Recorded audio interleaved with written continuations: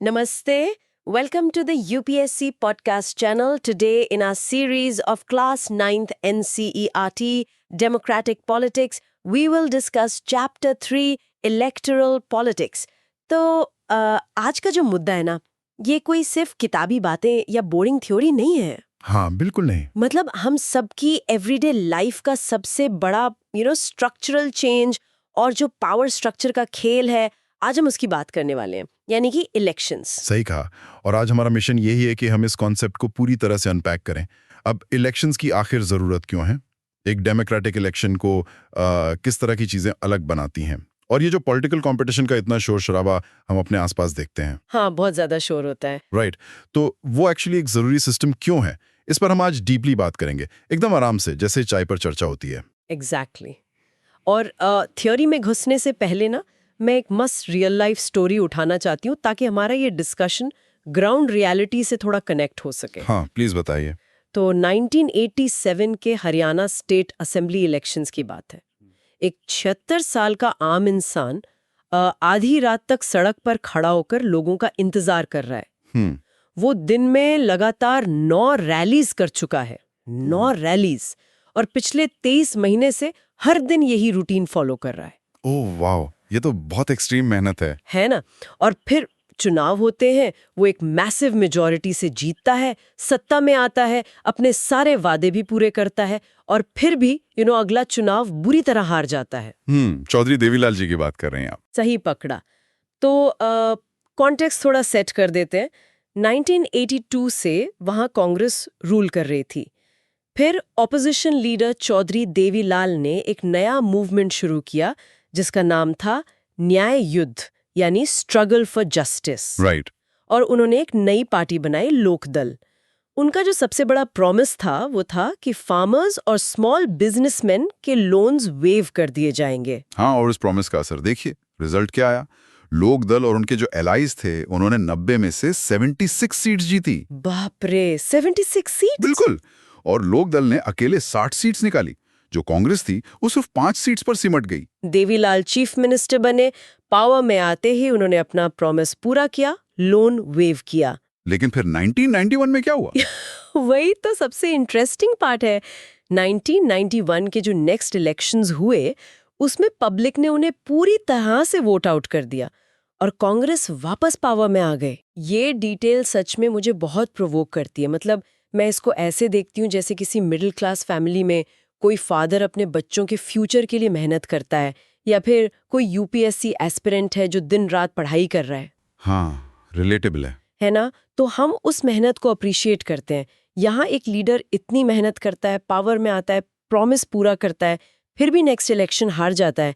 ये जो पब्लिक की कलेक्टिव कॉन्शियसनेस है, ये कितनी अनप्रिडिक्टेबल है। अनप्रिडिक्टेबल लगती है, पर एक्चुअली मैं इसको एक अलग तरह से देखता हूँ। यही तो इलेक्शंस का मैजिक है। कैसे? देखिए, ये स्टोरी क्लियरली दिखाती है कि इलेक्शंस गवर्नमेंट की पॉलिसीज बदल सकते हैं, लेकिन कोई भी रूलिंग पार्टी परमानेंट नहीं होती। Make sense. अगर पब्लिक सैटिस्फाइड नहीं है या उनकी नई एक्सपेक्टेशंस मीट नहीं हो रही हैं, तो पावर स्ट्रक्चर चेंज होने में बिल्कुल टाइम नहीं लगता। और हमें यहाँ किसी पार्टी की साइड नहीं लेनी है, पर यह फैक्ट है कि जनता का मूड बदलता है। सही बात है। पर हरियाणा का एग्जाम्पल देखने के बाद ना, मेरे दिमाग में एक फंडामेंटल फिलोसॉफिकल सवाल आ रहा है। अच्छा? हाँ। क्या सवाल है? पावर शिफ्ट होना तो ठीक है, समझ आता है, पर ये जो पूरा वोटिंग का झमेला है, ठीक है, कैंपेन करना, लाइन में लगना, ये सब जरूरी ही क्यों है? मतलब हमें इलेक्शंस की जरूरत ही क्यों है आखिर? ये बहुत ही गहरा सवाल है। अब देखिए, बिना इलेक्शंस की डेमोक्रेसी तभी पॉसिबल है जब सब लोग, सोसाइटी के सारे लोग रोज एक साथ बैठ के डिसीजंस लें, जो कि प्रैक्टिकली इम्पॉसिबल है। एग्जैक्टली। एक लार्ज कम्युनिटी में ये लॉजिस्टिकली हो ही नहीं सकता। हर इंसान के पास रोजाना टाइम नहीं होता। पर नॉलेज भी तो नहीं होती हर विषय पर। बिल्कुल। डिफेंस, इकोनॉमी, फॉरेन पॉलिसी, इन सब पर हर कोई डीपली डिस्कस नहीं कर सकता। इसलिए हमें रिप्रेजेंटेटिव्स चाहिए होते हैं। पर अगर रिप्रेजेंटेटिव्स ही चाहिए, तो हम एज, एक्सपीरियंस या एजुकेशन के बेसिस पर क्यों नहीं चुन लेते? बिना वोटिंग के? हाँ, जैसे हमारी इंडियन जॉइंट फैमिलीज में होता है। अगर घर का सबसे बड़ा या सबसे पढ़ा लिखा इंसान, जैसे कोई स्ट्रिक्ट अंकल होते हैं घर में। हाँ, स्ट्रिक्ट अंकल। हाँ, अगर वो हमेशा डिसाइड करें कि टीवी पर क्या आएगा या डिनर में क्या बनेगा, तो बाकी लोग कब तक चुप रहेंगे? ये एनालॉजी आपने बहुत सटीक दी है। स्ट्रिक्ट अंकल वाला पॉइंट एक्चुअली में एक्सप्लेन करता है कि सिर्फ एक्सपीरियंस्ड होना काफी नहीं है। राइट, लोग आपको पसंद भी तो करने चाहिए। वही तो मेन पॉइंट है। अगर हम सिर्फ एज या एजुकेशन पर रिप्रेजेंटेटिव्स चुन लें तो प्रॉब्लम यह है कि हमें कैसे पता चलेगा कि पब्लिक उन्हें एक्चुअली पसंद करती है या नहीं। अकाउंटेबिलिटी का इशू आएगा। Exact accountability. और अगर वो पब्लिक के हिसाब से काम ना करें, उनके इंटरेस्ट के खिलाफ जाएं, तो उन्हें हटाएंगे कैसे? वो स्ट्रिक्ट अंकल तो पावर छोड़ेंगे नहीं। सही बात है, वो तो डिक्टेटर बन जाएंगे। इसीलिए एक मैकेनिज्म चाहिए जो रेगुलर इंटरवल्स पर रिप्रेजेंटेटिव्स को चूज कर सके और चेंज कर सके। ये पावर स्ट्रक्चर के अंदर एक सेफ्टी वाल्व की तरह काम करता है। अच्छा। ये इंश्योर करता है कि कंट्रोल हमेशा पब्लिक के हाथ में रहे। जब एक वोटर वोट डालने जाता है तो बेसिकली वो 3 मेन चॉइसेस करता है। कौन सी 3 चॉइसेस? पहला, कि कौन उनके लिए लॉज बनाएगा। दूसरा, कौन गवर्नमेंट फॉर्म करेगा और मेजर डिसीजंस लेगा। और तीसरा, किस पार्टी की पॉलिसीज उस गवर्नमेंट को गाइड करेंगी। ओके, तो अब मुझे क्लियर हो गया कि इलेक्शन जरूरी क्यों है। पर यहाँ एक प्रॉब्लम है। क्या? आजकल तो हम देखते हैं कि जो नॉन डेमोक्रेटिक कंट्रीज हैं वो भी इलेक्शंस करवाती हैं सिर्फ दिखावे के लिए।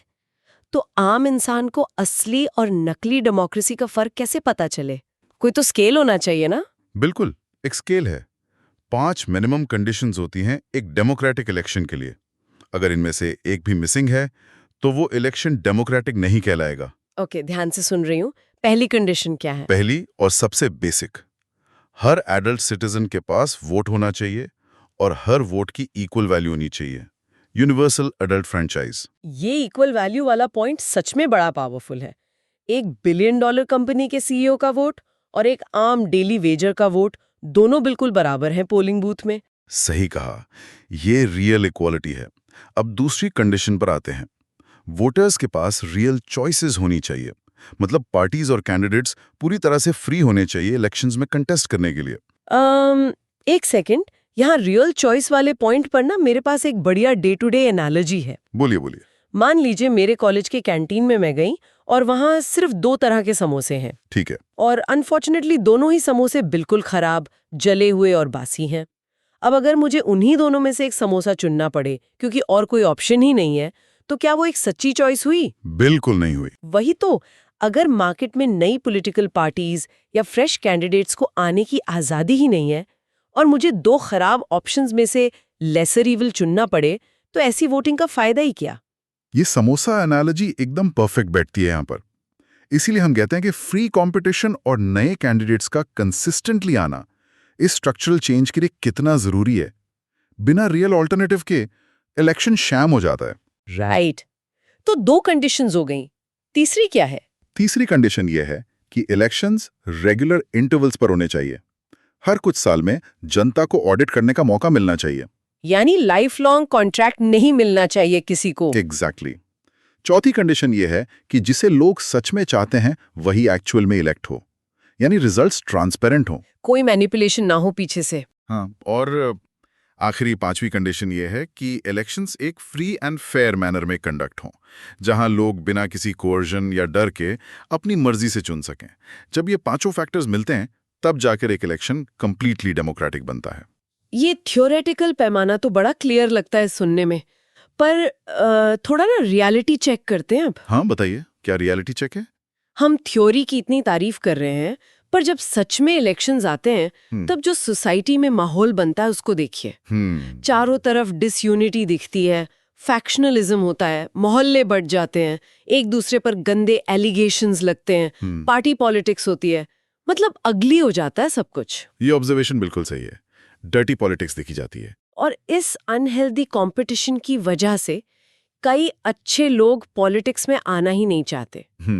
तो आखिर ये जो पॉलिटिकल कंपटीशन है, क्या ये सच में अच्छी चीज है या ये बस सोसाइटी को तोड़ने का काम कर रहा है?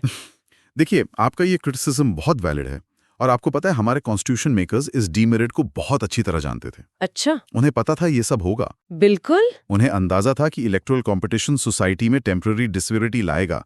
फिर भी उन्होंने फ्री कंपटीशन को कॉन्शियसली चुना क्योंकि लॉन्ग रन में यही एक मॉडल है जो एक्चुअली काम करता है। पर क्यों? किसी बेहतर आइडियल मॉडल के बारे में नहीं सोचा उन्होंने? यूटोपियन मॉडल्स पेपर पर अच्छे लगते हैं। एक आइडियल वर्ल्ड में हम मान सकते हैं कि सारे लीडर्स सिर्फ समाज सेवा करना चाहते हैं, पर रियल लाइफ ऐसी नहीं होती। रियल लाइफ में पॉलिटिशियंस भी दूसरे प्रोफेशनल्स की तरह होते हैं। मतलब उन्हें भी अपनी ग्रोथ चाहिए। हाँ, उनके भी पर्सनल एम्बिशंस होते हैं। उन्हें अपना पॉलिटिकल करियर एडवांस करना है और सबसे जरूरी पावर में आना और बने रहना है। राइट।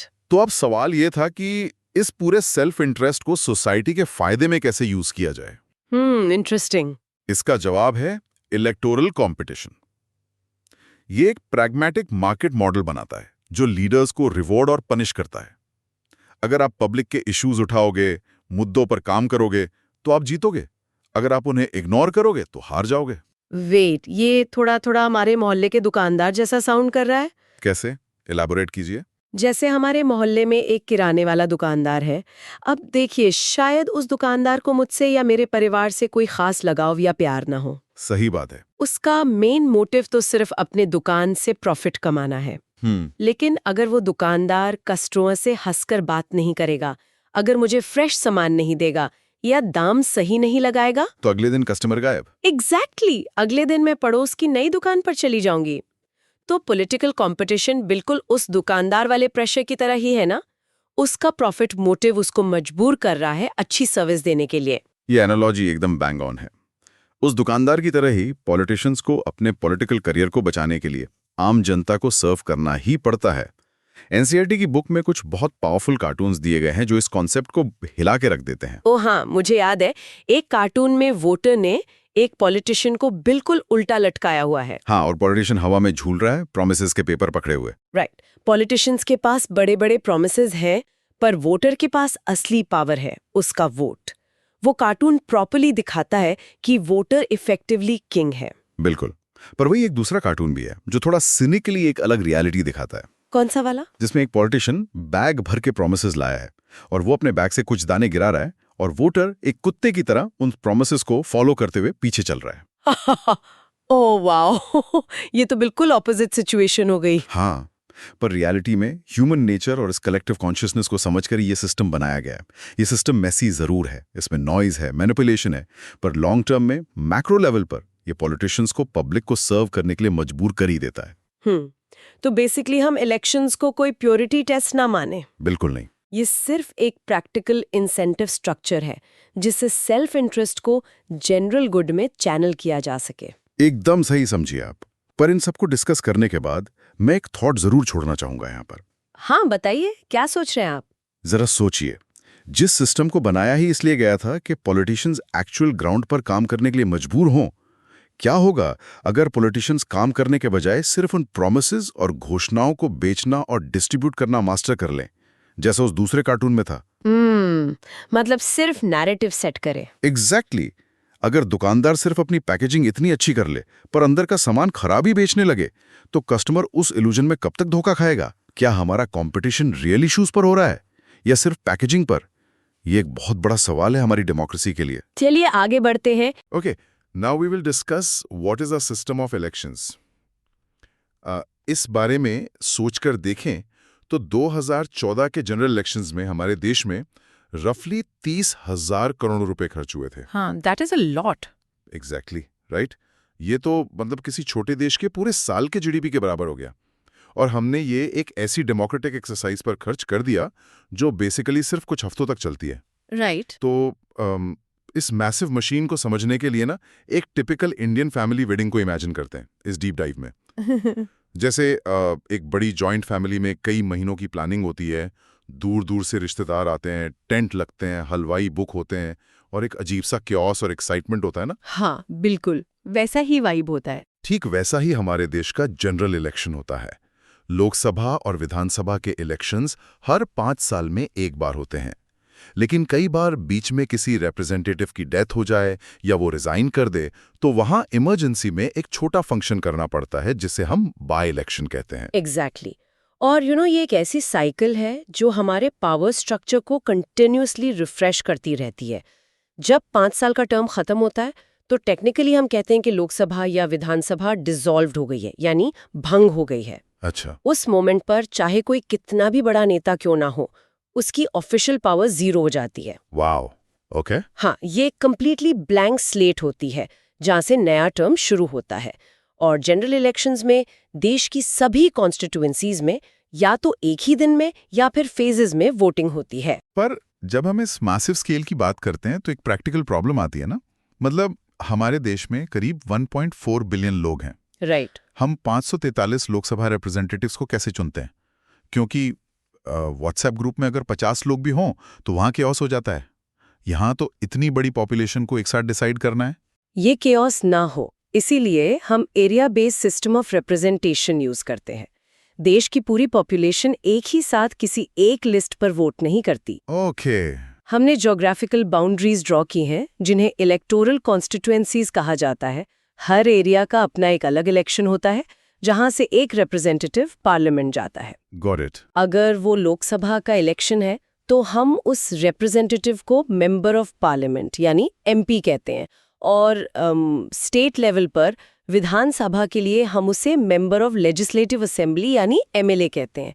लोकल लेवल पर ये वार्ड्स बन जाते हैं। आई सी। पहले लोग इसको पिज्जा स्लाइसेस के बंटवारे की तरह समझते थे, पर मुझे लगता है ये गांव में किसी खानदानी जमीन के बंटवारे जैसा ज्यादा है। सही कहा। जब जमीन का बंटवारा होता है तो हर भाई चाहता है कि उसे नदी के पास वाली उपजाऊ जमीन मिले। यहाँ पर इलेक्शन कमीशन एक उस स्ट्रिक्ट दादाजी की तरह है जो इंश्योर करता है कि बंटवारा बिल्कुल फेयर हो। हाँ बिल्कुल। हर कंस्टिट्यूएंसी में पॉपुलेशन लगभग इक्वल होनी चाहिए ताकि किसी एक एरिया के नेता के पास डिस्प्रोपोर्शनेट पावर ना आए। हर वोट की वैल्यू सेम होनी चाहिए ना। जमीन वाले एग्जाम्पल में एक बहुत अच्छा पॉइंट छुपा है, क्योंकि ह्यूमन ज्योग्राफी बहुत मेसी होती है। राइट। कम्युनिटीज, डिस्ट्रिक्ट्स और लोकल बाउंड्रीज का ध्यान रखना पड़ता है। ट्रू। अगर हम कर्नाटका के गुलबर्गा, जिसे कलाबुराजी भी कहते हैं, उस कॉन्स्टिट्यूएंसी का एग्जाम्पल लें तो एक लोकसभा कॉन्स्टिट्यूएंसी के अंदर कई सारी विधानसभा कॉन्स्टिट्यूएंसीज आती हैं। अच्छा, मतलब एक के अंदर एक। हाँ, जैसे अफजालपुर, जुवारगी, गुरमितकाल, गुलबर्गा उत्तर और दक्षिण। ये एक नेस्टेड सिस्टम है। एक एमपी के एरिया में मल्टीपल एमएलएस का एरिया कवर होता है। ओके। ये डिजाइन इसलिए है ताकि लोकल इश्यूज स्टेट लेवल पर और स्टेट के एग्रीगेट इश्यूज नेशनल लेवल पर स्मूथली कनेक्ट हो सकें। ये मैथमेटिकल स्ट्रक्चर सुनने में परफेक्ट लगता है, पर ग्राउंड रियलिटी में हमारा सोसाइटी का स्ट्रक्चर उतना इक्वल नहीं है जितनी हमारी कॉन्स्टिट्यूएंसीज हैं। हाँ, वो तो है। ओपन कंपटीशन पेपर पर फेयर लगता है, लेकिन अगर रेस में कुछ लोगों के पैरों में पहले से ही भारी वेट्स बांध दिए गए हों तो सिर्फ एक स्टार्टिंग लाइन ड्रॉ कर देने से रेस फेयर नहीं हो जाती। बहुत प्रोफाउंड ऑब्जर्वेशन है, और कॉन्स्टिट्यूशन मेकर्स इस बात को लेकर बहुत डीपली अवेयर थे। रियली? हाँ, उन्हें पता था कि अगर इलेक्शंस को एक complete free for all open competition छोड़ दिया गया तो हमारी सोसाइटी के जो वीकर सेक्शंस हैं, स्पेसिफिकली शेड्यूल्ड कास्ट यानी एससी और शेड्यूल्ड ट्राइब्स यानी एसटी, वो नेचुरली डिसएडवांटेज पर होंगे। राइट, क्योंकि हिस्टोरिकल रीजंस की वजह से। एग्जैक्टली। इलेक्शंस लड़ने के लिए रिसोर्सेज, कॉन्टैक्ट्स, पैसा और एजुकेशन लगती है। जो कम्युनिटीज हिस्टोरिकली मार्जिनलाइज्ड रही हैं, उनके पास ये रिसोर्सेज नहीं थे। Make sense? अगर स्ट्रक्चरल इंटरवेंशन नहीं होता तो डोमिनेंट ग्रुप्स आसानी से इन वीकर सेक्शंस को पार्लियामेंट या असेंबलीज तक पहुंचने ही नहीं देते। डेमोक्रेसी का बेसिक प्रिंसिपल वहीं फेल हो जाता अगर एक बहुत बड़े पॉपुलेशन सेक्शन का कोई रिप्रेजेंटेशन ही ना हो। तो इस स्ट्रक्चरल इनइक्वालिटी को काउंटर करने के लिए रिजर्व्ड कॉन्स्टिट्यूएंसीज का सिस्टम लाया गया। अब कई लोग इसमें कंफ्यूज होते हैं। मुझे याद है पहले के दौर में सेपरेट इलेक्टोरेट्स का कॉन्सेप्ट होता था। हाँ, ब्रिटिश टाइम पर। राइट, जहां सिर्फ एक स्पेसिफिक कम्युनिटी के लोग अपने कम्युनिटी के कैंडिडेट को वोट देते थे। पर हमारा सिस्टम उससे अलग है। राइट, ये डिफरेंस समझना सबसे ज्यादा जरूरी है। सेपरेट इलेक्टोरेट सोसाइटी को डिवाइड करते हैं, लेकिन हमारा जो रिजर्व्ड कॉन्स्टिट्यूएंसीज का सिस्टम है वो इंटीग्रेशन फोर्स करता है। वो कैसे? इस सिस्टम में कैंडिडेट जरूर एससी या एसटी कम्युनिटी से होना चाहिए, लेकिन उस कॉन्स्टिट्यूएंसी के सभी वोटर्स, चाहे वो किसी भी कास्ट या रिलीजन के हों, वो सब उस कैंडिडेट को वोट देते हैं। Oh wow! इसका आहा मोमेंट ये है कि ये रूल उस एससी या एसटी कैंडिडेट को मजबूर करता है कि वो सभी कम्युनिटीज के लोगों की प्रॉब्लम्स सुने और उन्हें अपील करे, क्योंकि बिना जनरल पॉपुलेशन के सपोर्ट के वो जीत नहीं सकता। एग्जैक्टली। ये एक ब्रिलियंट डिजाइन है। अगर नंबर्स की बात करें तो 26 जनवरी 2019 के डेटा के मुताबिक लोकसभा में 84 सीट्स एससी और 47 सीट्स एसटी कैंडिडेट्स के लिए रिजर्व्ड हैं। राइट। और ये नंबर्स रैंडमली नहीं चुने गए, ये एग्जैक्टली उनकी टोटल पॉपुलेशन के प्रोपोर्शन में है। इसका मतलब ये है कि ये रिजर्वेशन किसी और कम्युनिटी का राइटफुल शेयर नहीं छीन रहा। बिल्कुल सही बात है। बल्कि बाद में इस स्ट्रक्चरल चेंज को लोकल लेवल तक पुश किया गया, जहां पंचायत और म्यूनिसिपैलिटीज में ओबीसीज के लिए भी सीट्स रिजर्व की गईं।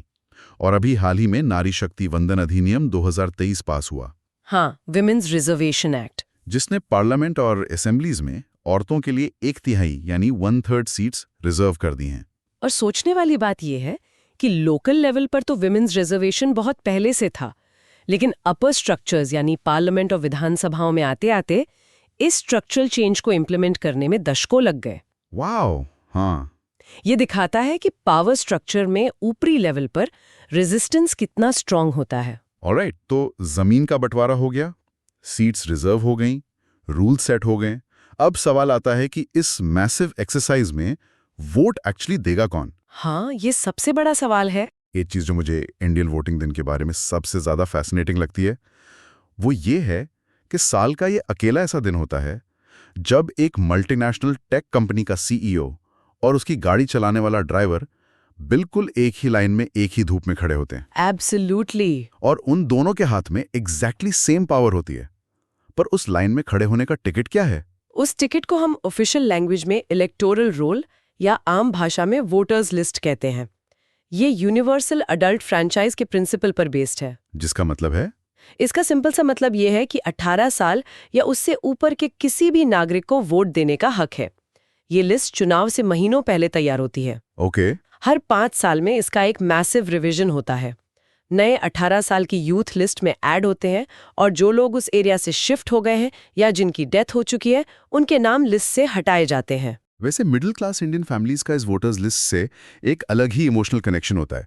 हर घर में एक तिजोरी होती है जहां मम्मी पापा सारे इंपॉर्टेंट डॉक्यूमेंट्स जैसे राशन कार्ड, वोटर आईडी एक प्लास्टिक कवर में बहुत संभाल कर रखते हैं। हाँ, बिल्कुल। क्योंकि सोसाइटी में ये पेपर सिर्फ आइडेंटिटी नहीं बल्कि हमारी एग्जिस्टेंस और पावर का प्रूफ होते हैं। उस पावर को और सिक्योर करने के लिए इलेक्शन कमीशन ने एपिक यानी election photo identity card introduce किया था।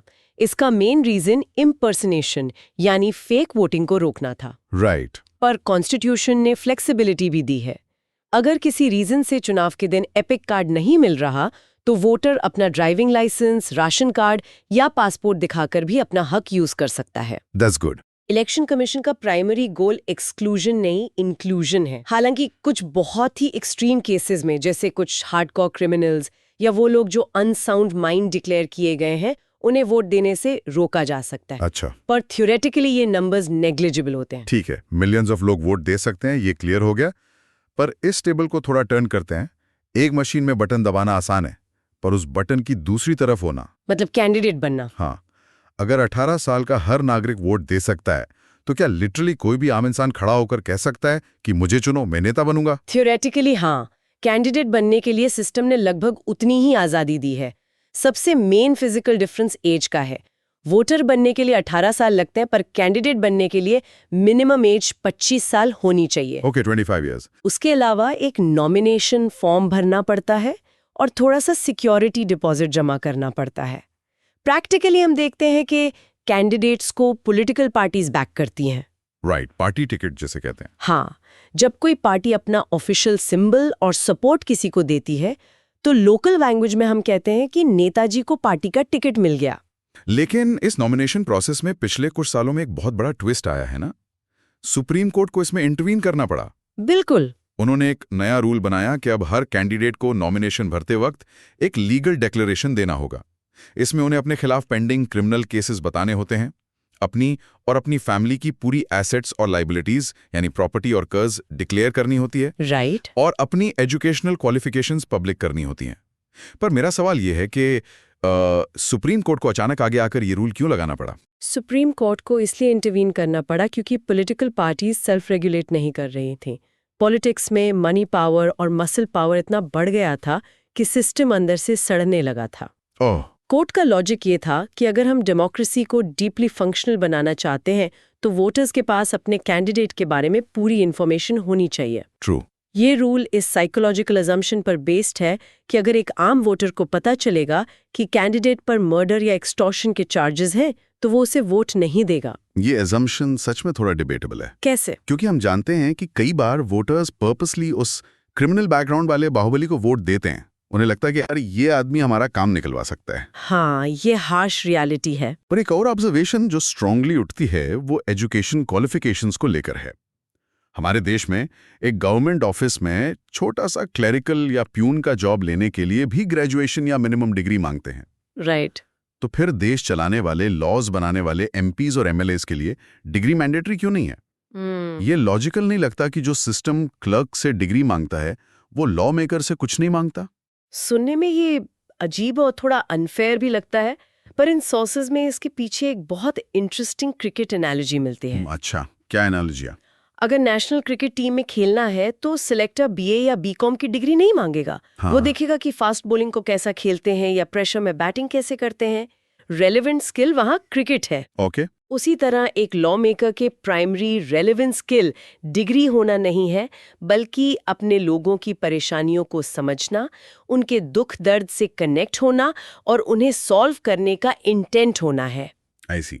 और उस स्किल का टेस्ट तो हर 5 साल में जनता करती ही है ना। और इसके पीछे एक रियलिटी चेक ये भी है कि अगर हमने कल सुबह पार्लियामेंट में बैठने के लिए बीए या बीएससी जैसी डिग्री मैंडेटरी कर दी तो आज भी हमारे देश के 90% से ज्यादा लोग आगे आने से लीगली रोक दिए जाएंगे। एग्जैक्टली।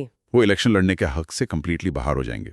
एक ऐसी डेमोक्रेसी जहां सिर्फ एलिटिस्ट और एजुकेटेड 10% लोग देश चलाएं, वो कॉन्सेप्ट बेसिक इक्वालिटी के बिल्कुल खिलाफ चला जाएगा। एक्सक्लूजन से बेटर इंक्लूजन है। बिल्कुल सही बात है। तो चलिए अब इस प्रोसेस को आगे बढ़ाते हैं।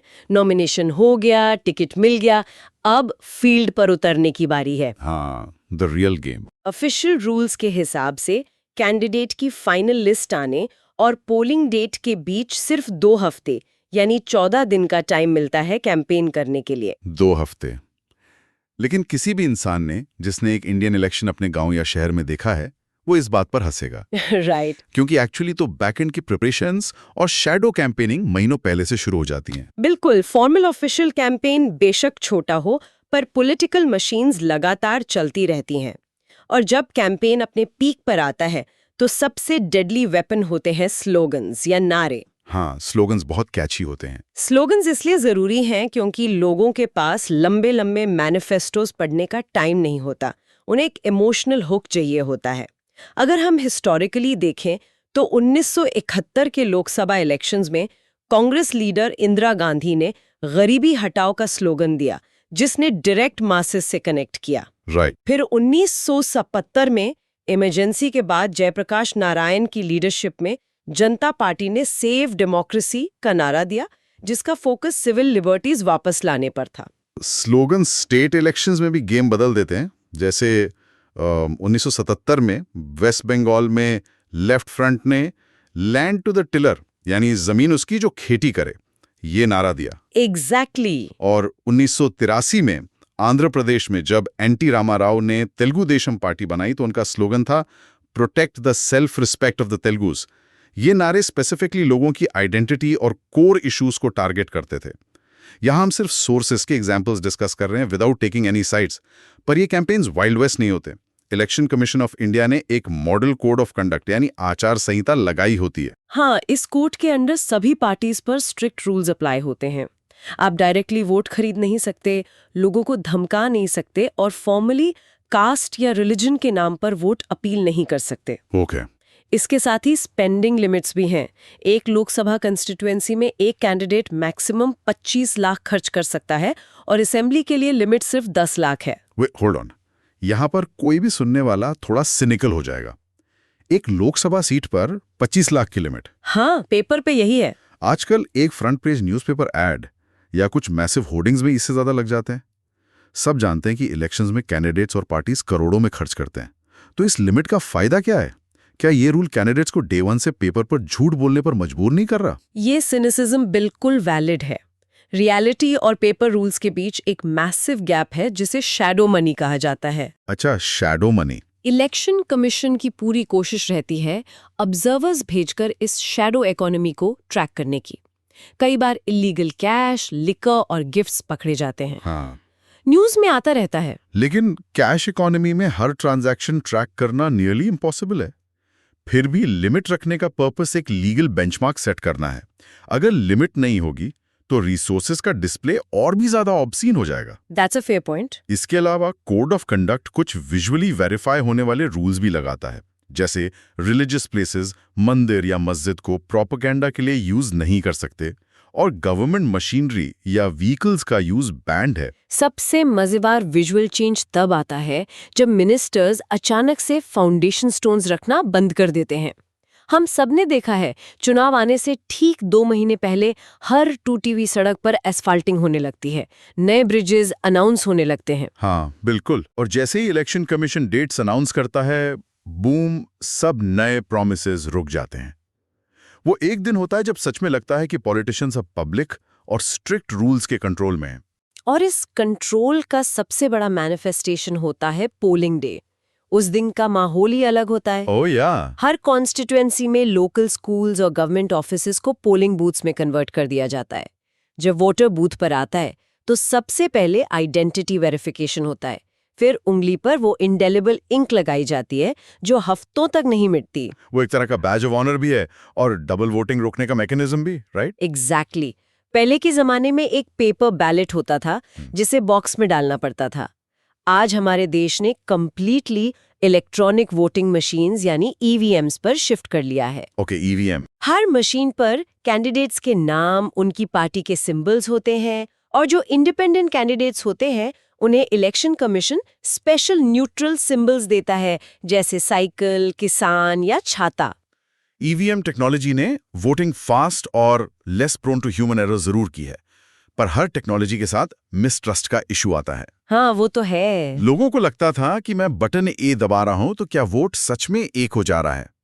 इस स्केप्टिसिज्म को टैकल करने के लिए अब वीवीपीएटी इंट्रोड्यूस किया गया है, voter verifiable paper audit trail. Right. जब बटन दबाते हैं तो बराबर में रखी एक छोटी मशीन की ट्रांसपेरेंट स्क्रीन पर एग्जैक्टली 7 सेकंड्स के लिए एक पेपर स्लिप दिखाई देती है।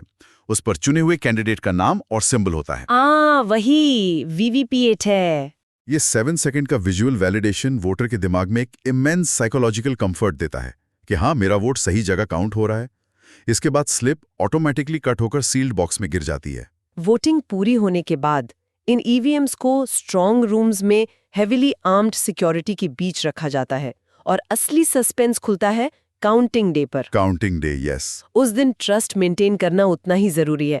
इसलिए हर काउंटिंग टेबल पर हर पॉलिटिकल पार्टी और इंडिपेंडेंट कैंडिडेट का एक एजेंट मौजूद होता है। ये एजेंट्स किसी भी कॉलोनी में गली क्रिकेट खेलने वाले अनस्ट्रिक्ट अंकल्स की तरह होते हैं जो बैल्कनी से देखते रहते हैं।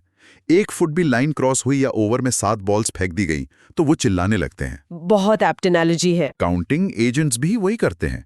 वो इंश्योर करते हैं कि ईवीएम की सील टूटी हुई ना हो और मशीन्स नंबर्स सही तरह फ्लैश कर रही हों।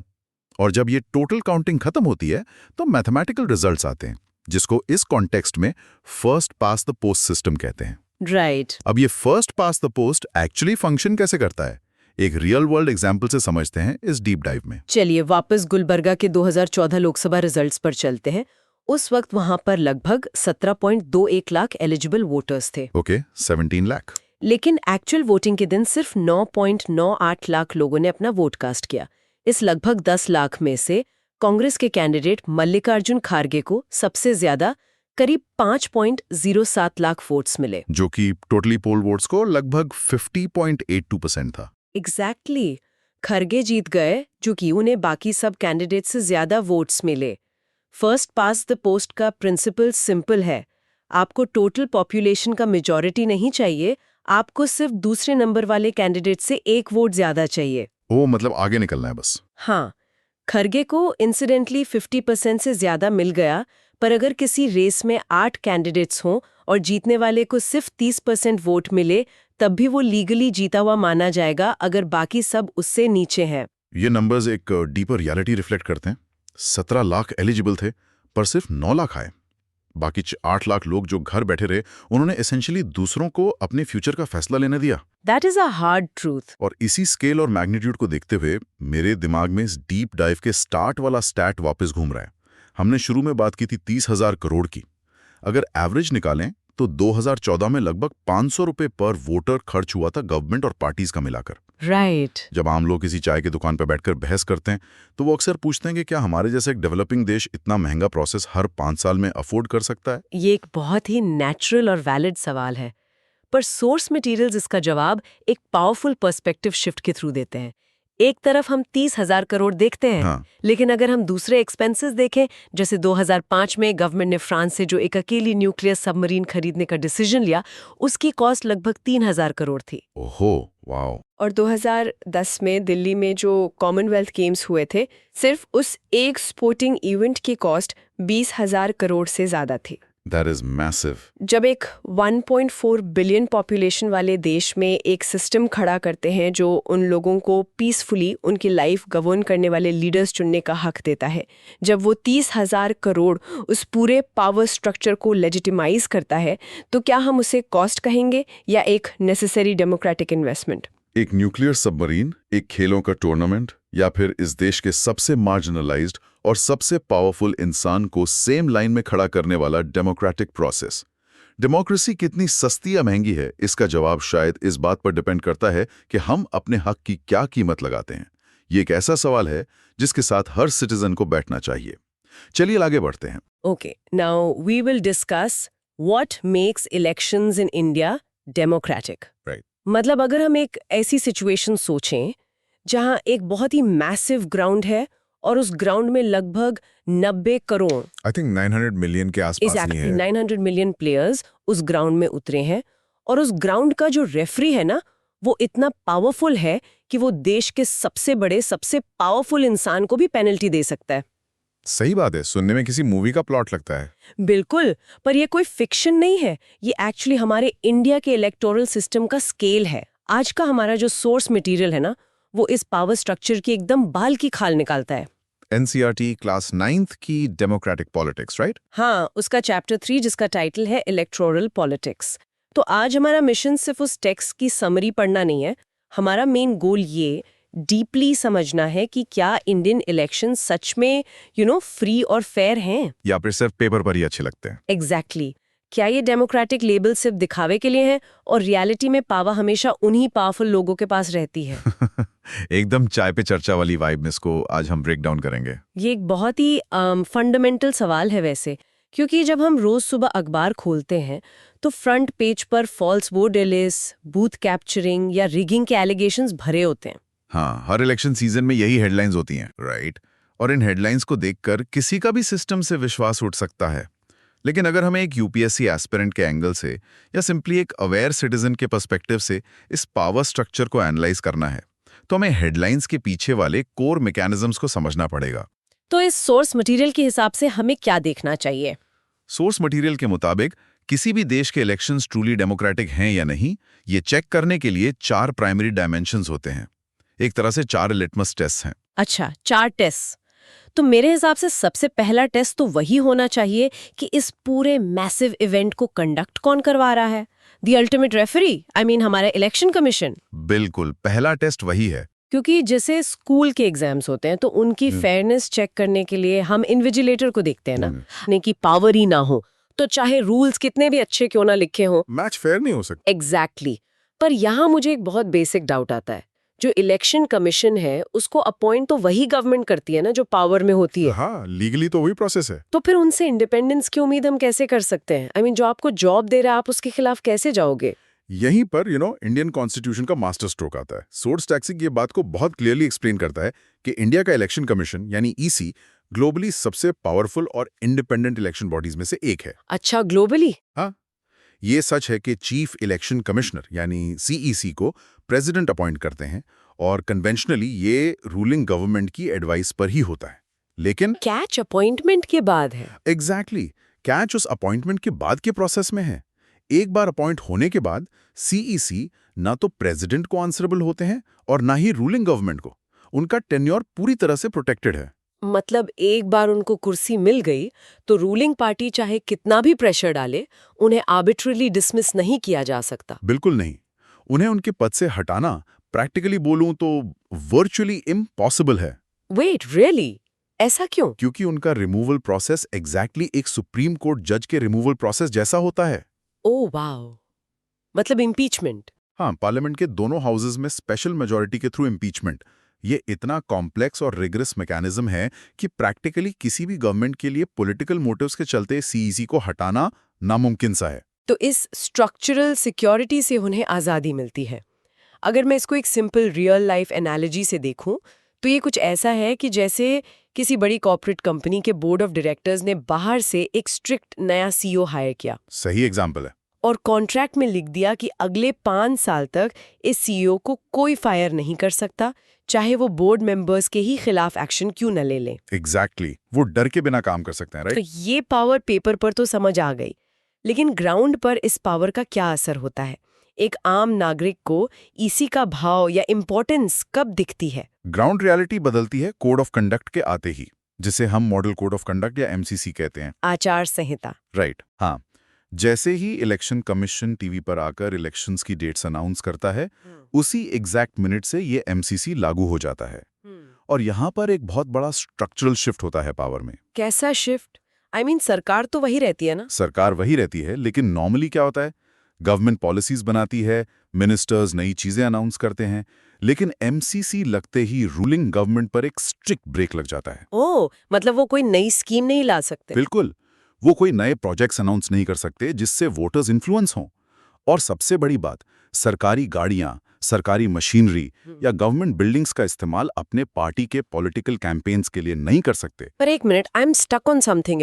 रूल्स तो बन गए, पर उन रूल्स को ग्राउंड पर इन्फोर्स कौन करता है? वो सारी एडमिनिस्ट्रेटिव मशीनरी, जैसे police, IAS officers, local administration, हाँ, वही लोग करते हैं। पर वो सब तो फॉर्मली स्टेट या सेंट्रल गवर्नमेंट के अंडर ही आते हैं ना, तो क्या इलेक्शन के टाइम पर ये ऑफिसर्स गवर्नमेंट की तरफ बायस नहीं होंगे? आखिर उनकी प्रमोशंस, ट्रांसफर्स तो उन्हीं मंत्रियों के हाथ में है। यही वो छोटी सी डिटेल है जो इस पूरे सिस्टम का कोर इंजन है। सोर्स मटेरियल स्पेशली हाईलाइट करता है कि इलेक्शन पीरियड के दौरान ये पूरी administrative machinery, police officers, bureaucrats, हाँ, ये सब गवर्नमेंट के कंट्रोल से बाहर आ जाते हैं और सीधे इलेक्शन कमीशन के डायरेक्ट कंट्रोल में चले जाते हैं। वेट, सच में? सीधे ईसी के कंट्रोल में? हाँ, यानी उस टाइम पीरियड के लिए एक डिस्ट्रिक्ट मैजिस्ट्रेट या एसपी चीफ मिनिस्टर को रिपोर्ट नहीं करता, वो ईसी को रिपोर्ट करता है। अच्छा, तभी ब्यूरोक्रेट्स इतने स्ट्रिक्ट हो जाते हैं इलेक्शंस के टाइम। एग्जैक्टली। अगर ईसी को लगता है कि कोई ऑफिसर बायस्ड है या रूलिंग पार्टी का फेवर कर रहा है, तो ईसी उसको इमीडिएटली ट्रांसफर कर सकता है। पिछले 25-30 सालों में इलेक्शन कमीशन ने कई बार टॉप ब्यूरोक्रेट्स को हटाया है। मैंने तो सुना है मंत्रियों को भी डांट पड़ती है। डांट क्या, उन्हें ओपनली रेप्रिमेंड किया जाता है, उनके कैंपेन करने पे बैन लगा दिया जाता है। और अगर ईसी को लगता है कि किसी पोलिंग बूथ पे गड़बड़ी या रिगिंग हुई है, तो क्या वो रीपोल ऑर्डर कर सकते हैं? बिल्कुल, वो उस पूरे बूथ या कंस्टिट्यूएंसी में रीपोल यानी दोबारा वोटिंग ऑर्डर कर देते हैं। रूलिंग पार्टीज को ये बिल्कुल पसंद नहीं आता, पर उन्हें इसी की बात माननी ही पड़ती है। ये एक्चुअली बहुत फैसिनेटिंग है। सोचो, एक तरफा गवर्नमेंट जो 5 साल तक पूरी पावर एंजॉय करती है, बिल्कुल बॉस बनी रहती है, पर इलेक्शन आते ही उनको एक आम कैंडिडेट की तरह ग्राउंड पर आना पड़ता है और प्रिंसिपल की डांट सुननी पड़ती है। सही कहा, एक स्ट्रिक्ट प्रिंसिपल जैसी इमेज है इसी की। पर चलिए अब दूसरे पिलर या डायमेंशन पर चलते हैं।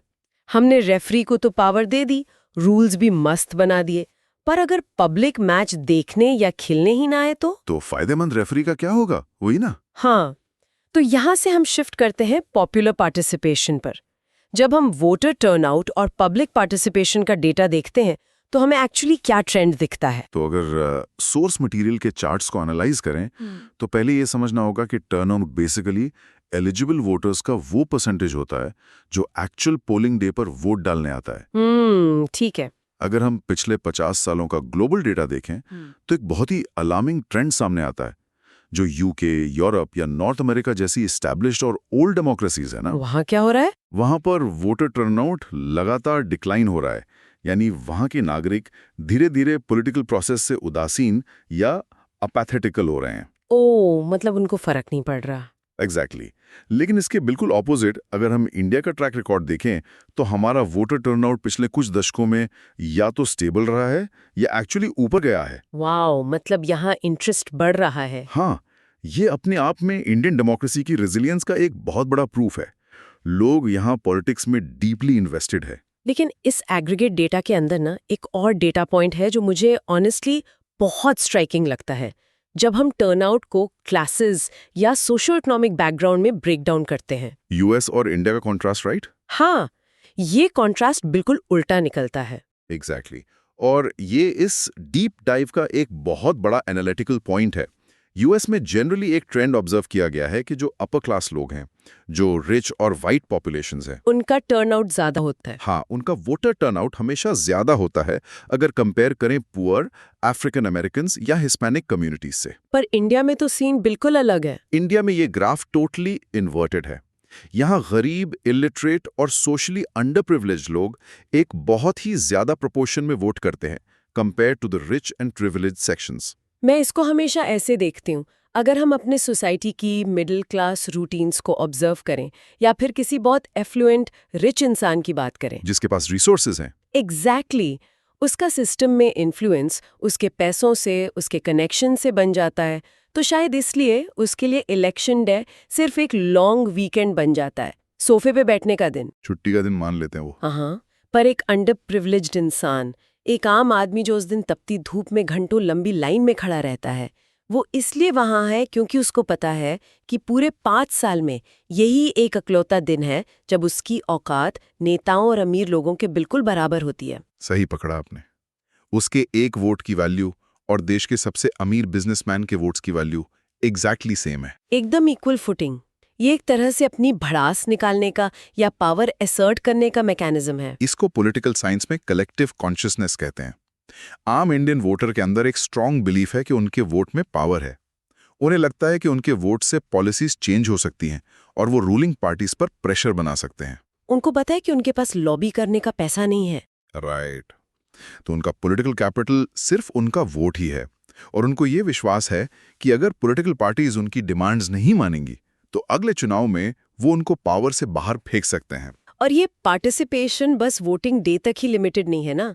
सोर्स टेक्स्ट में कैंपेन्स के बारे में भी कुछ डेटा था। हाँ, 2004 के डेटा के हिसाब से इंडिया में इलेक्शन रिलेटेड एक्टिविटीज में लोगों का इन्वॉल्वमेंट लगातार बढ़ रहा है। 1/3 यानी 1/3 से ज्यादा वोटर्स ऑफिशियली किसी न किसी इलेक्शन कैंपेन एक्टिविटी में हिस्सा लेते हैं। 1/3, ये तो बहुत बड़ा नंबर है। और सुनिए, आधे से ज्यादा पॉपुलेशन खुद को किसी पॉलिटिकल आइडियोलॉजी या पार्टी के क्लोज मानती है। और सबसे सरप्राइजिंग स्टैट ये है कि हर 7 में से 1 वोटर पब्लिकली किसी न किसी पॉलिटिकल पार्टी का मेंबर है। वेट, हर 7 में से 1? हाँ, हर 7 में से 1। मतलब पॉलिटिक्स यहाँ सिर्फ न्यूज का हिस्सा नहीं है, लोगों के ड्राइंग रूम कॉन्वर्सेशंस और उनके डेली एग्जिस्टेंस का हिस्सा है। बिल्कुल। इतना high level of grassroots engagement किसी भी डेमोक्रेसी के लिए एक मैसिव वैलिडेशन है। ठीक है, अब आते हैं तीसरे पिलर पर, the ultimate litmus test, acceptance of outcomes. Exactly. अब एक क्रॉस क्वेश्चन निकलता है यहाँ से।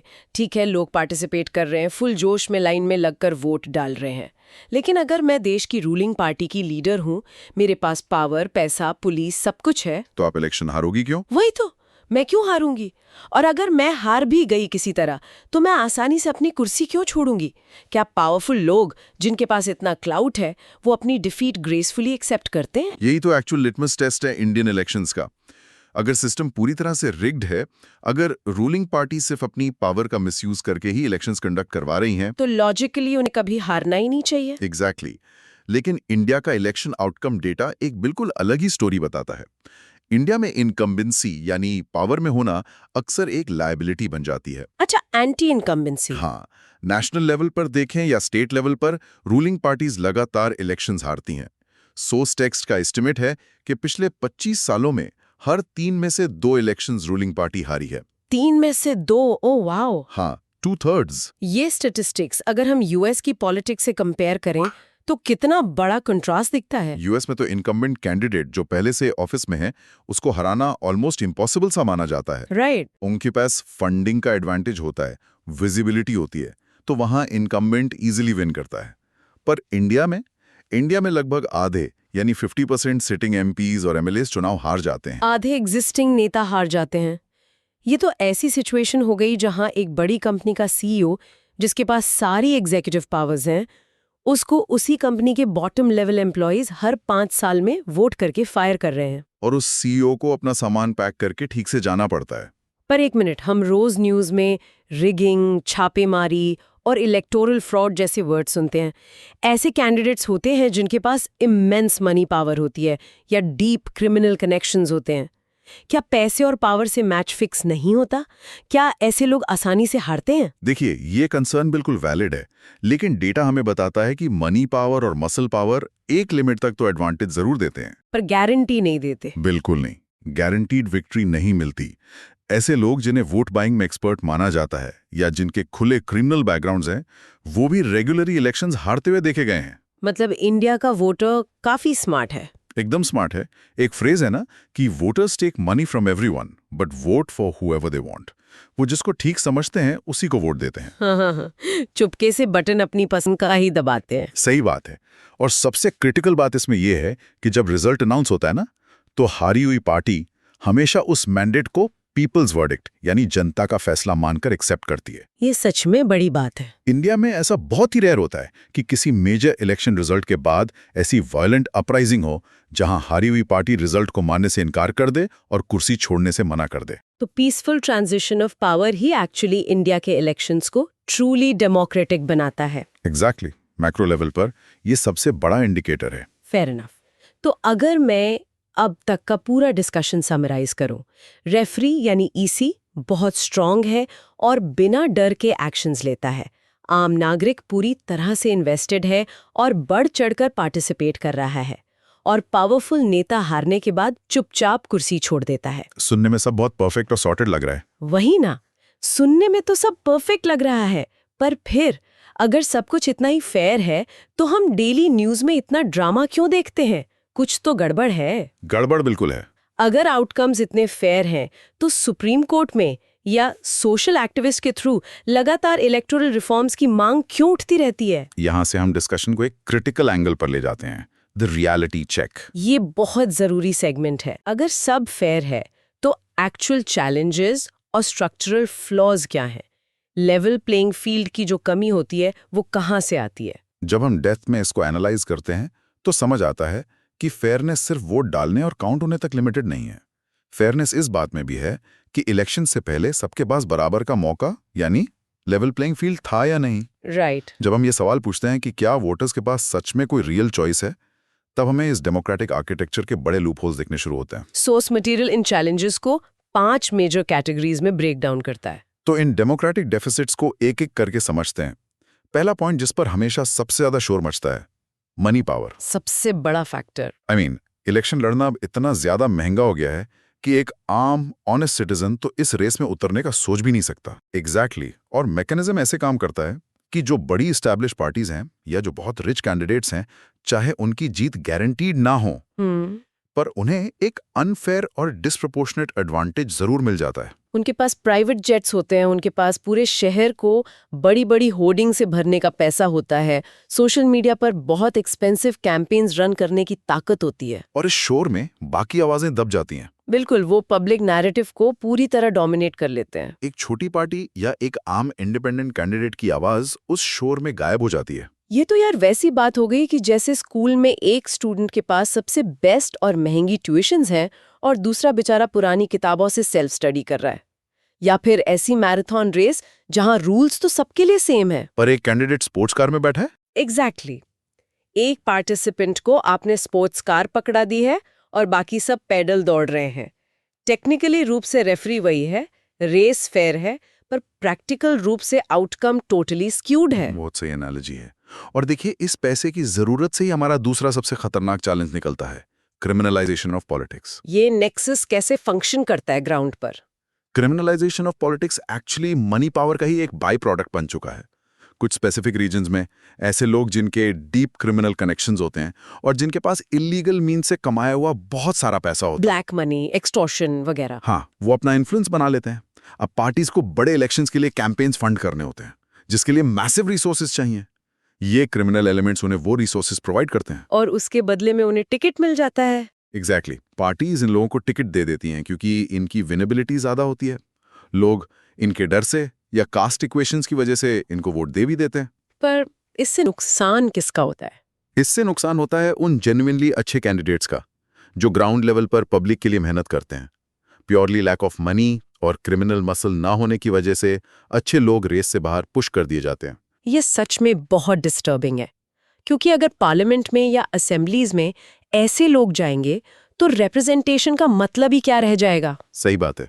अब अगर बैरियर्स टू एंट्री की बात करें तो तीसरा बड़ा चैलेंज जिसको प्रैक्टिकली हर नुक्कड़ नाटक या पॉलिटिकल डिबेट में टारगेट किया जाता है वो है फैमिली पॉलिटिक्स या नेपोटिज्म। परिवारवाद। हाँ, कुछ चुनी हुई पॉलिटिकल फैमिलीज हैं जो पार्टीज को अपनी जागीर या प्राइवेट प्रॉपर्टी की तरह ट्रीट करती हैं। और ये डायनेस्टी पॉलिटिक्स किसी एक पार्टी की प्रॉब्लम नहीं है, ये प्रैक्टिकली हर स्टेट में एक क्रॉस पार्टी फिनोमिनन बन चुका है।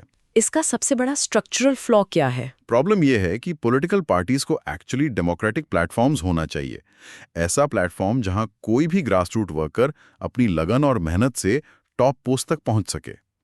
पर नेपोटिज्म इन पार्टीज को क्लोज्ड फ्यूडल एस्टेट्स बना देता है। मतलब टॉप लीडरशिप हमेशा टिकट्स और पोजीशंस अपने ही रिलेटिव्स को दे देती है। हाँ, अपने रिलेटिव्स, बच्चों और क्लोज लॉयलिस्ट्स में बांट दी जाती है। इस प्रैक्टिस से आम पार्टी वर्कर्स डीपली डीमोरलाइज्ड होते हैं और पॉलिटिक्स एक क्लोज्ड शॉप बन जाती है। एक ऑर्डिनरी सिटीजन के लिए पॉलिटिक्स में एंटर करना और भी ज्यादा मुश्किल हो जाता है। अगर इसको मैं कॉमन मैन की भाषा में बोलूं तो ये बिल्कुल हमारे टिपिकल इंडियन फैमिली बिजनेस के मॉडल जैसा है। गद्दी पे तो सेठ जी का बेटा ही बैठेगा। बिल्कुल परफेक्ट डिस्क्रिप्शन है।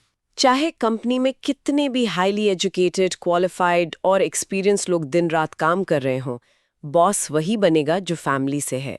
यही एग्जैक्ट मेंटालिटी पॉलिटिक्स में आ गई है। लेकिन इन सब फ्लॉज के बावजूद एज अ वोटर मेरे पास आखिर में ईवीएम में दूसरी पार्टी चुनने का ऑप्शन तो होता ही है ना। मैं उस नेपोटिज्म वाले कैंडिडेट को रिजेक्ट कर सकती हूँ। यहाँ पर हमारा चौथा चैलेंज एंटर करता है, lack of real choice. Lack of choice?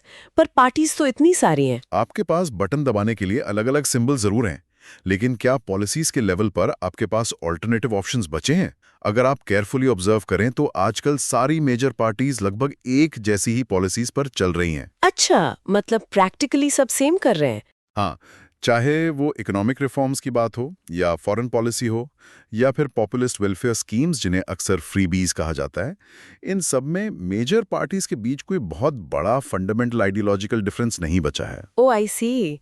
तो एज अ वोटर मैं ऐसी सिचुएशन में फंस जाती हूँ जहाँ ब्रांड का लेबल अलग है, पैकेजिंग अलग है, पर अंदर का प्रोडक्ट बिल्कुल वही सेम है। एग्जैक्टली। पॉलिसीज प्रैक्टिस में ऑलमोस्ट एक जैसी होती है। फिर तो वही बात आती है कि ऐसे इकोसिस्टम में नए लोगों का या इंडिपेंडेंस का या नए आइडियाज लेकर आने वाली छोटी पार्टीज का क्या फ्यूचर है? ये इकोसिस्टम तो उनके लिए काफी हॉस्टाइल होगा। और यही हमारा पांचवा पॉइंट है। उन छोटी पार्टीज के लिए तो ये प्योरली एक अनइक्वल बैटल है। इंडिपेंडेंट कैंडिडेट्स और स्मॉल पार्टीज को इन बड़े एस्टैब्लिश्ड प्लेयर्स के आगे खड़े होने में इतने मैसिव डिसएडवांटेजेस होते हैं कि उनकी सर्वाइवल रेट ही मिनिमम होती है। क्योंकि ना उनके पास वैसा पैसा है नहीं, न पैसा है, न इंस्टीट्यूशन का नेटवर्क और ना ही वैसी मीडिया प्रेजेंस। इसीलिए वो सिस्टम में आकर कोई रियल डिसरप्टर नहीं बन पाते। तो इस इतनी गहराई वाले डिस्कशन के बाद, जहां हमने स्टार्टिंग में एकदम पॉजिटिव नोट पर कहा था कि रेफरी स्ट्रांग है, पब्लिक पार्टिसिपेशन हाई है, वही एंड तक आते आते हमें money power, criminal nexus, nepotism और लैक ऑफ चॉइस का पूरा एक डार्क वेब दिखाई देने लगा है। एक कॉन्ट्रडिक्शन बन गया। हाँ, इन दोनों कॉन्ट्रास्टिंग रियलिटीज को एक साथ हम कैसे रिकंसाइल करें? क्या हम कंक्लूसिवली, जेन्युइनली कह सकते हैं कि हमारे इलेक्शन सच में डेमोक्रेटिक हैं? देखिए, ये कॉन्ट्रडिक्शन ही एक्चुअली किसी भी डेमोक्रेसी का सबसे बड़ा सच है। हालांकि ये सारे फ्लॉज, ये सारे चैलेंजेस बहुत डीप रूटेड और रियल हैं, पर सोर्स मटेरियल हमें एंड में एक बैलेंस्ड मैक्रो व्यू देता है। और वो वर्डिक्ट क्या है? कंक्लूजन ये है कि उन सारी कमियों के बावजूद ओवरऑल वर्डिक्ट आज भी देश की पॉपुलर प्रेफरेंस को ही रिफ्लेक्ट करता है। लोकल लेवल पर हाँ, कुछ कॉन्स्टिट्यूएंसीज में पैसा और ताकत शायद इलेक्शन के रिजल्ट स्विंग कर सकते हैं, पर नेशनल लेवल पर नहीं। जब एक ब्रॉडर नेशनल या स्टेट लेवल मैंडेट सामने आता है तो वो आम जनता का ही मूड बताता है। पिछले 60-70 सालों की पॉलिटिकल हिस्ट्री में इस रूल के एक्सेप्शंस बहुत ही कम हैं। ये रीअश्योरिंग है। और एक फाइनल ब्रॉड पर्सपेक्टिव ये भी समझना चाहिए कि ये स्ट्रक्चरल फ्लॉज, चाहे वो मनी पावर हो या फिर लैक ऑफ मीनिंगफुल चॉइसेस, ये सिर्फ और सिर्फ इंडिया की प्रॉब्लम नहीं है। दुनिया की लगभग सारी एस्टैब्लिश्ड और मैच्योर डेमोक्रेसीज इस वक्त इन्हीं एग्जैक्ट वल्नरेबिलिटी से जूझ रही हैं। राइट।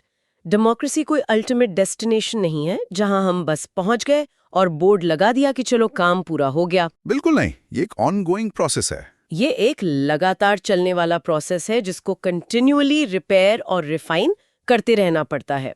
सो इस डीपली एनालिटिकल डिस्कशन को रैप अप करते हुए सोर्स टेक्स्ट आखिर में एक बहुत ही जरूरी और थोड़ा चुभने वाला सवाल छोड़ता है। हाँ, वही एक्टिव सिटीजनशिप वाला पॉइंट। एग्जैक्टली ये पावर स्ट्रक्चर, ये सिस्टम और इसके फ्लॉज अपनी जगह है। रेफरी स्ट्रिक्ट है पर उसमें लूप होल्स भी हैं। लेकिन इन सब के बीच एक एक्टिव सिटीजन यानी आप और मैं, हम क्या कर सकते हैं? हम सिर्फ हर 5 साल में एक दिन उस लंबी लाइन में लगकर वोट दे आएं और फिर बाकी के 1800 दिन सिस्टम को सोशल मीडिया पर या चाय की टापरी पर बैठकर ब्लेम करें? क्या इससे रियल चेंज आएगा? इसको साफ करना है, अच्छे लोगों को सिस्टम में एंट्री दिलानी है, तो सिटीजनशिप की डेफिनेशन को हमें प्योरली वोटिंग राइट से आगे बढ़ाना होगा। डायरेक्ट पॉलिटिकल एंगेजमेंट तक ले जाना होगा। बिल्कुल, ये एक ऐसी चीज है, एक ऐसी फिलोसॉफिकल थॉट है जिस पर हर नागरिक और स्पेशली हर सिविल सर्विसेज एस्पिरेंट को और गहराई से विचार करना चाहिए। सही बात है, सिर्फ पढ़ने से नहीं, इन्वॉल्व होने से फर्क पड़ेगा। Okay, so we hope you liked our today's discussion on Chapter 3 Electoral Politics of Class 9th NCERT Democratic Politics. For more such discussions on UPSC topics, subscribe to the UPSC podcast channel. Dhanyavad, Jai Hind.